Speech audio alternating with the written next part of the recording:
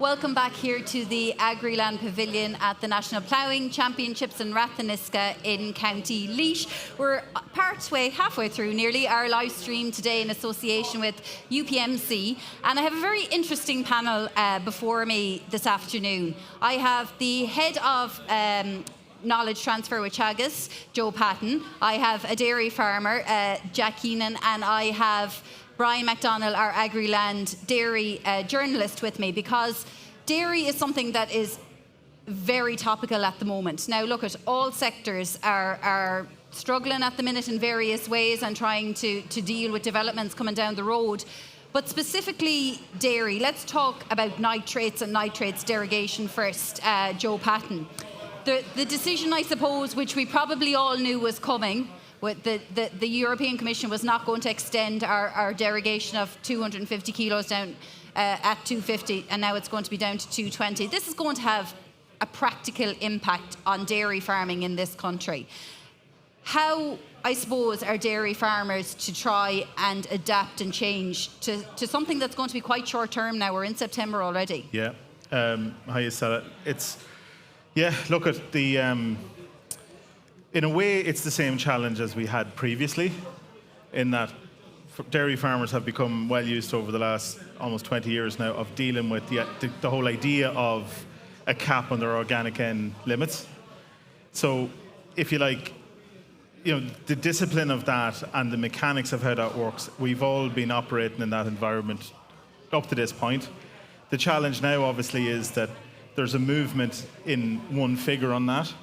So it means that we have to adjust some of the practices that we are probably doing already. So, for example, stocking rates. Obviously, stocking rate is the big one now, and people have to look at that.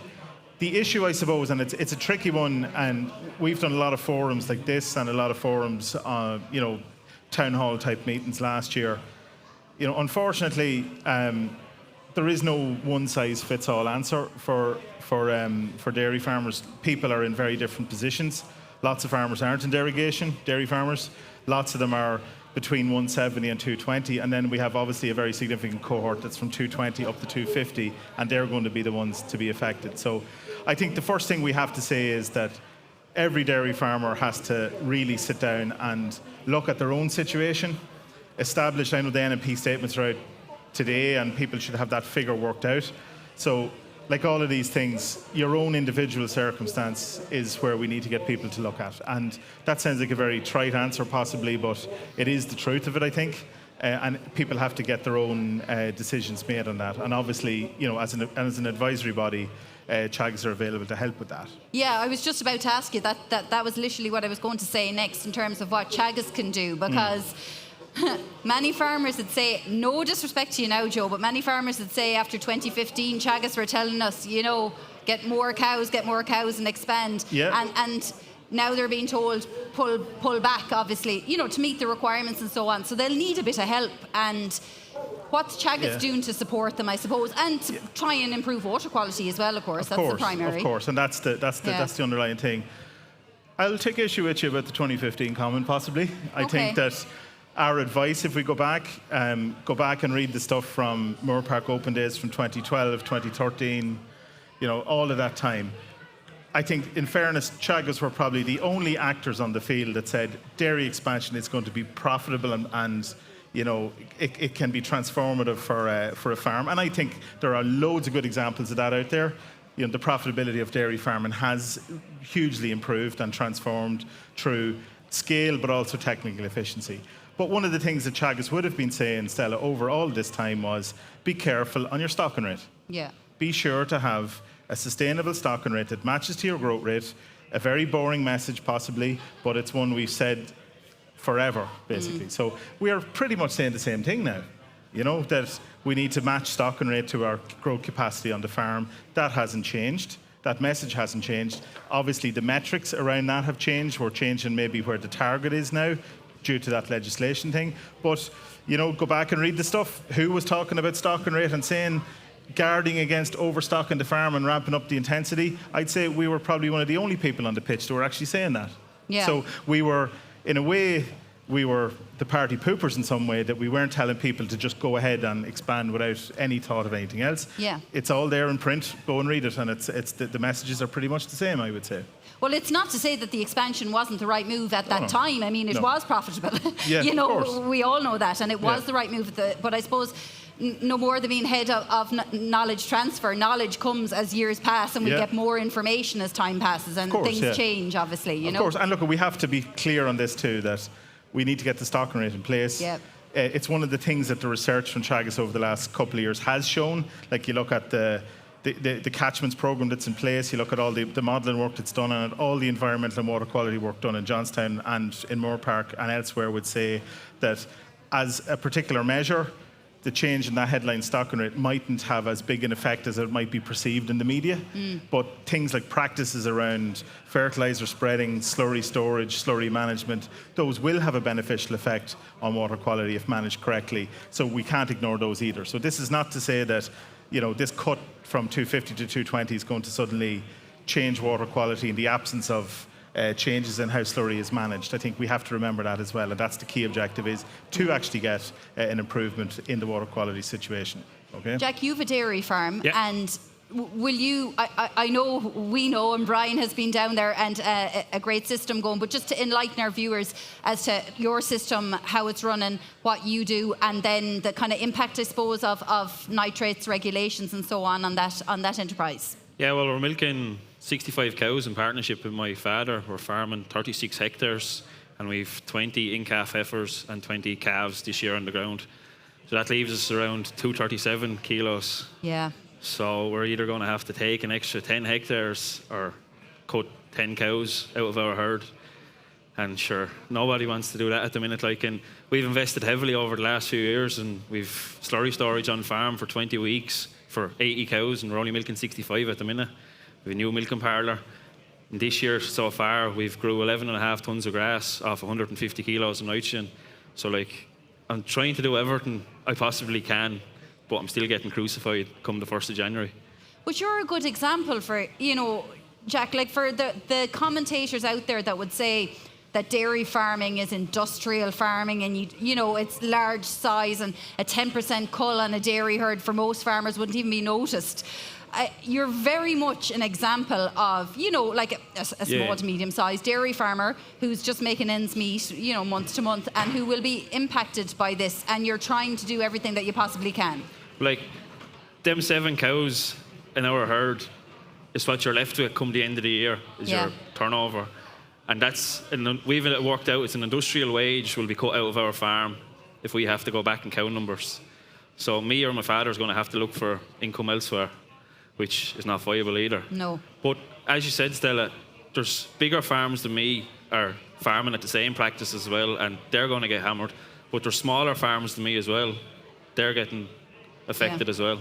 What kind of practices or, you know, technologies have you embraced, Jack? Like multi-species swards? Multi-species swards on the farm. We've clover in 100% of the farm now. All our slurry is spread with a trail and shoe or disc injected into the ground. Yeah. We're spreading less fertiliser. We're feeding low protein rations to the cows as well. Like, we produce close on 550 kilos of milk solids off 800 kilos of concentrate. So our breeding has come leaps and bounds over the last few years as well. So trying something different every year, and it seems to be paying us back. But going down the line from the 1st of January, like, we're coming to a wall. Yeah. And I suppose these are decisions you now and your father have to think about over the next couple of months as to what you are literally going to do on farm. Well, nobody wants to go back in cow numbers. Like, our aim was to try and get to the 80 cow number. Like, but if it means having to take land, we're going to probably take some land. But like, I'm doing everything right already, so I shouldn't have to go out and try and find myself extra land when I'm farming the land to the correct way possible. Yeah. I suppose, Brian McDonnell, I bring you in here. You're out in dairy farms every day of the week, and in different types of dairy farms, you know, from small to bigger to the biggest. And one of the recommendations that might come across in terms of trying to meet that nitrates requirement is maybe to export slurry. How feasible do you think that is as a suggestion or a recommendation? Probably for the farm that's closer to 220, it's possibly an option. Close to the 220? Yeah. Like if you're close to 220 on the margin, on the line, possibly an option.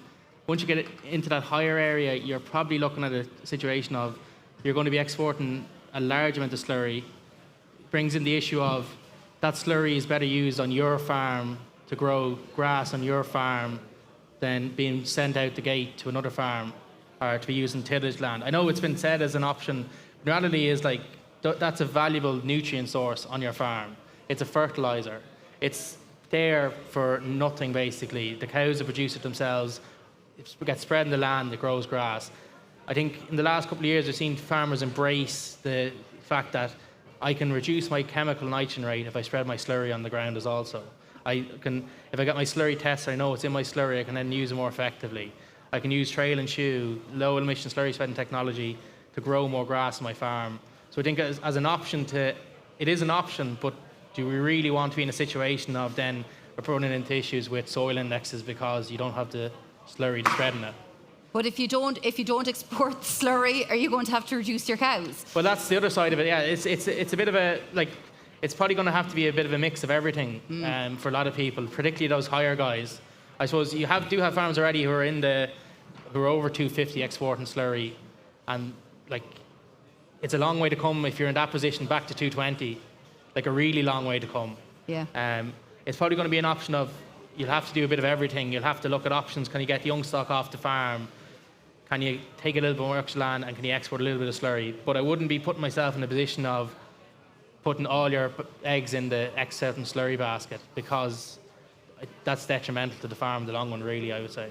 Joe Patton, what other methodologies or practices like prove effective? I know there with the Johnstown Castle Winter Milk Open Day, it came across that the Irish grown concentrates, for example, could potentially reduce emissions.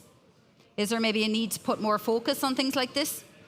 Well, just to be clear, we're talking about, from a derogation perspective and an emissions perspective. Yeah. We're keeping those two things separate. And I have a lot of sympathy for farmers and even the general public. I think the problem I'd see, Stella, a lot is that a lot of these issues that have their own particular solutions, they all get muddled into this big bucket of stuff, really, don't they? And dairy farmers have to try and pick the way out of that. So we talk about, the change in the derogation limits is really a stocking rate question. It's a question of be careful. For some farms, I would say, lads around, if they're just marginally on the banding side, they could be better having to be the right side of the middle band, if you like, rather than slightly in the top band. That's an issue. Normalising external land blocks, because we know there's lots of farmers that are stocked at 250 or 250 plus, as you say, Brian, that are exporting slurry, that are also purchasing forage. Can we normalise the arrangements around that those maps are on the dairy farmers area, which would by default bring you back closer to 220?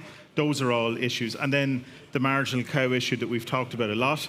Have farmers are they carrying unprofitable cows that are pushing them over the nitrates limits? Those are all questions that have to be worked out around the kitchen table, I would say. But I suppose, well, like if we're talking in a position of you're buying forage, your farm's you're buying in forage, which is buying acres. Your farm is too highly stocked, really. Then you're like, if you're in that position of you're having to go out and purchase forage every year, or at the back end of the year, or you come to this time of year and you go to the silage pit and you go to the bales and you add up what you have and you're a month short of fodder, you're too highly stocked. There is a lot of farms in this position, and I think you see it every year that there's fodder moved from one part of the country to another part of the country because this certain part of the country farms are highly stocked and they're probably too highly stocked. Like, this is another issue around the stocking rate as well and the marginal cows, and there's probably some farms who are in that kind of 250 and above, or 220 to 250 and slightly above, where if they just looked within the gate and said, if I go down 10 cows, I'm not buying in forage, that saves me so much a year. Okay, you're losing this much in milk sales, but you're probably gaining it from what you're not spending going out the gate, purchasing fodder in or feed in and concentrates. Because you agree with that, Joe? Yeah, the cost of those last few animals could be, and it might be different in your situation because where you have your land bill, but for some farms, the cost of the last few animals could be much higher than the cost of the first few. So the impact of getting rid of those is quite large from a cost perspective, and from a margin perspective, it mightn't be that big at all. But again, that could be very different for one person sitting here and one person sitting there. It's really down to what your feed costs are at the moment. But just on the emissions thing, Stella, which is separate, we've said a lot of these things before. There's no point in going over it again. Like we need to move on from the protected urea story and say it's just the standard thing we should be doing. Yeah. There's good work coming through that would say that some of the compounds like 18612 have a lower emissions profile than some of your more traditional type things, which will be a benefit as well. I know Mike Deneen presented work in Johnstown a couple of weeks back that the methane inhibitor additive fed over the winter there knocked methane by about 22-24% in that trial. Now that's a long way from seeing that on every farm in the country, but as proof of concept, it's a very positive thing that there are technologies that will directly affect methane. Could that head towards spring herds, grazing herds eventually? It's possible, and we don't want to.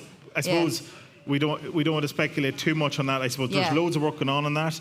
To me, that's an engineering question now rather than a chemistry question, if you like, because it has moved. And I'm neither an engineer nor a chemist. Well, it has moved in a way. It's a delivery. What we're looking for now is a delivery system rather than wondering which compound will make the difference. Like, it's proof that it works. It's a question now about how do you bed it into a system and how do you build it into a system where farmers can get credit for it. We're a long way off that, and we are saying we're very clear on this from a Chagas perspective. Don't be sitting around waiting for an additive. Get clover in the ground, get protected urea going, pick for, the carbon index on your breeding, which I'm sure you're looking at. Cut the rate of nitrogen through your clover. Look at those things. And while those things are doing, when those things are moving on, this other stuff will happen in the background. But don't be sitting waiting for the magic bullet. We're clear on that, While I have Jack now, because he's a living, breathing dairy farmer, as they say, right in front of me, you're doing all those things, Jack, anyways, in terms of the environment. And unfortunately, yet this year you saw your milk check going down. Now look at you, the great milk check last year, but this year not so good. And unfortunately, this year the input cost is the same as last year. So how are you finding that? Like, you've three things gone against you this year. Like, you've the weather, the irrigation, and the milk price. And unfortunately, I can't control any of the three of them. So I'd like to see inputs starting to come down a little bit, but dairy farmers did have a little bit of reserve saved going forward, and they always knew it was never going to stay as high as it was, but the crash came a little bit too severe. Yeah. But it's just dairy farmers are getting kicked in the stomach when they're down completely this weather. So.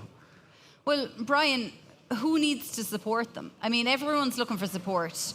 Sheep farmers, beef farmers, tillage farmers. Everyone has had challenges this year. And I think sometimes people do look at dairy farmers and go, they'll be all right. Look at Jack, he's doing the best he can there, and they're looking at having to reduce their cows. Who needs to support them here? Where should they be getting that support? It's such a loaded question, I suppose. I wouldn't be known for them now, but... it's like, how long is a piece of string? Where does the support...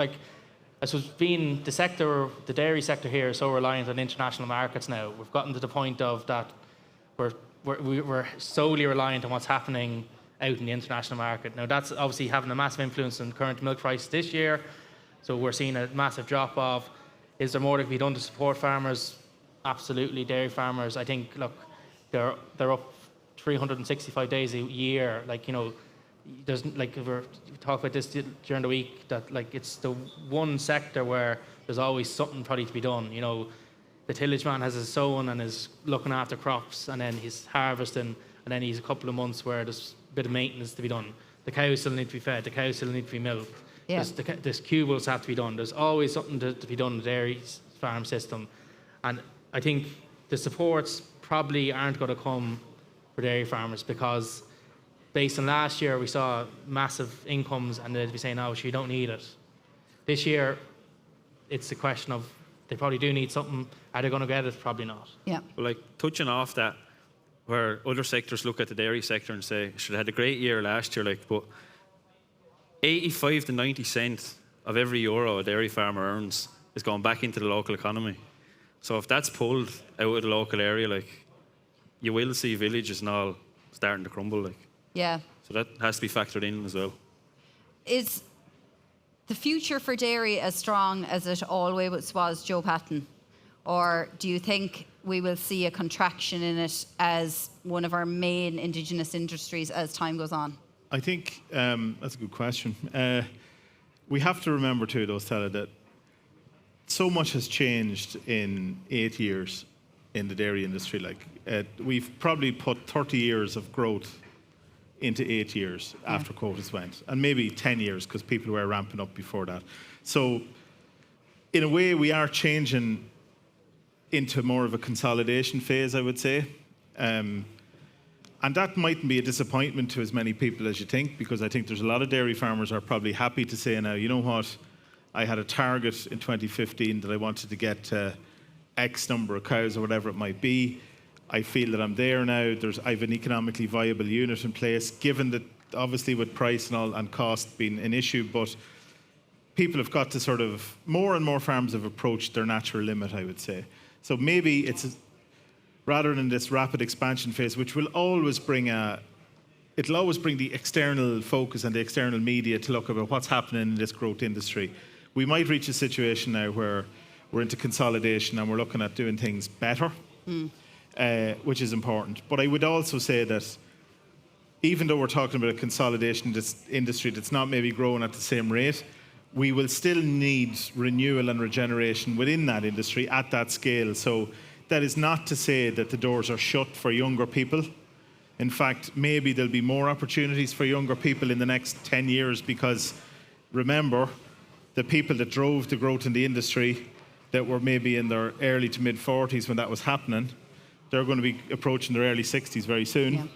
And the benefit of their growth and their infrastructural growth and their expertise is still sitting there. And we'll have a succession question now. And we will get succession into the industry if it's viable from a labour point of view, viable from a financial point of view, viable from an environmental sustainability point of view.